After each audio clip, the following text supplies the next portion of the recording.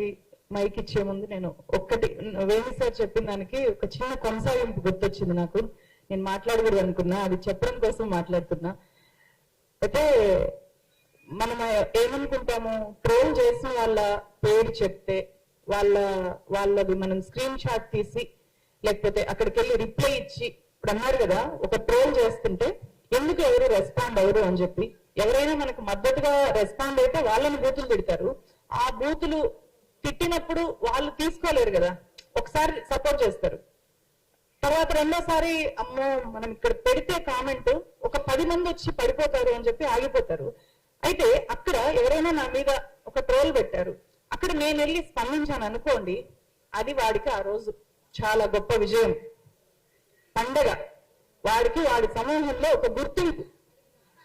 Yes చెప్పారు కదా, organised గా జరుగుతుంది అని చెప్పి.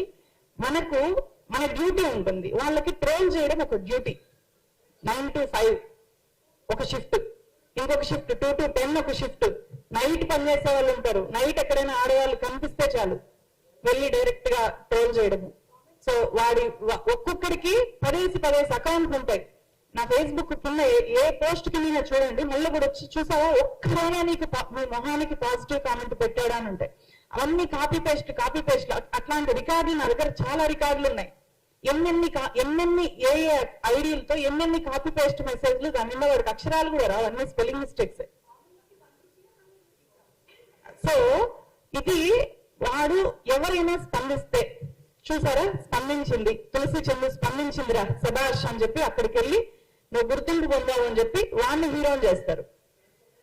సో వాడికి కావాల్సింది అదే, వాడికి కావాల్సింది. మనం ఏమనుకుంటాము, ఎవరైనా ఈమెని ఇంతగా ఘోరంగా అవమానించారు అని చెప్పి తెలిసి వాడు షేమ్ ఫీల్ అవుతాడు అనుకుంటాం. నో, వాడు చాలా గొప్పగా ఫీల్ అవుతాడు. వాళ్ళకి కావాల్సింది అది. ఎందుకంటే రీసెంట్ గా మనం ఒక ఎగ్జాంపుల్, అభిజిత్ దీప్కే మీద దాడి జరిగింది కదా జైపూర్ లో. ఆ దాడి జరిగిన తర్వాత ఏం జరిగింది, ఆ మరుసటి రోజు ఎవరైతే దాడి చేశారో వాళ్ళకి పెద్ద సన్మానం జరిగింది. That is the reality. మనకది మీకు ఆఫ్లైన్ లో కనిపిస్తుంది కాబట్టి చెప్తున్నా. ఆన్లైన్ లో ట్రోల్స్ కి జరిగేది కూడా అదే. ఎవరినైనా వాడు ట్రోల్ చేసిన వాళ్ళు, ఒక క్రియేటర్, ఒక జర్నలిస్ట్ రిప్లై ఇస్తే వాడికి అక్కడ ఆ సమూహంలో వాడికి ఒక గుర్తింపు, వాడికి మనమైతే బాగా వర్క్ చేస్తే, నా టీంలో వెయిటర్ బాగా పనిచేస్తే నేను ప్రమోషన్ ఇస్తా, వాడికి ఇక్కడ ప్రమోషన్ వస్తుంది. ఎస్, నువ్వు ఒక గొప్ప ట్రోలర్వి నువ్వు. ఇంకా అట్లాంటి వాళ్ళని మళ్ళీ ఐటీ సెల్ హెడ్స్ కూడా అవుతారు. ఇలా ట్రోల్ చేసుకుంటూ ఐటీ సెల్ హెడ్స్ అవుతారు. తర్వాత ఎమ్మెల్యే టికెట్లు కూడా వస్తాయి. సో వాళ్ళ లక్ష్యము, పొలిటికల్ లక్ష్యాలు వాళ్ళకి ఉంటాయి కాబట్టి వాళ్ళకి ఇది ఒక వృత్తి, వాళ్ళకి డబ్బులు వచ్చే వ్యవహారము. సో వాళ్ళని మనము అక్కడ బుక్ చేయాలి అని అనుకుంటే వాళ్ళకి అది ఒక గుర్తింపు లాగా వాళ్ళు ఫీల్ అవుతారు అనమాట. సో అందువల్లనే వీళ్ళని ఎట్లా హ్యాండిల్ చేయాలి అంటే, ఇప్పుడు నేను మొదట్లో ఇదే సమావేశంలో ఇక్కడ కూర్చున్నప్పుడు నా కళ్ళల్లో నీళ్ళు వచ్చాయి. ఆ రోజు చాలా బాధపడ్డా. ఆ తర్వాత ఒక రాయి అయితే బాధపడతాము, పడుతూ ఉంటే ఏమవుతుంది, రాటు వెళ్ళిపోతాం. ఈ రోజు ఒకటి కాదు, 1000 మంది ఒకేసారి ట్రోల్ చేసినా ఏమన్నా కూడా ఏమి పట్టించుకోకపోగా ఒక్కొక్కసారి ఆ ట్రోల్స్ చూసి నవ్వుకుంటుంటా. వాడు పచ్చి బూతులు అని ఉంటాడు, చాలా ఘోరంగా ఫోటోలు చిత్రీకరిస్తుంటాడు. ఇప్పుడు ఆ స్థాయికి వచ్చేసాము. నా రిక్వెస్ట్ ఏంటంటే, ఇది చూసే అంటే విప్లవశ్రీ లాంటి వాళ్ళు, అసనా లాంటి వాళ్ళ పిల్లలు అలాంటి అమ్మాయిలకి జరిగేది చూసి ఇలాంటి ఆడపిల్లల పేరెంట్స్, అమ్మ నా బిడ్డని జర్నలిజంలోకి పంపకూడదు అని ఎక్కడ ఆలోచించి ఆ పిల్లల్ని ఆపుతారో అని చెప్పి మేము ఈరోజు సమావేశం పెట్టాం. ఏ ఆడపిల్లని దీంట్లోకి రాకుండా అడ్డుకోకూడదు అనేది ఇక్కడ ఉద్దేశం.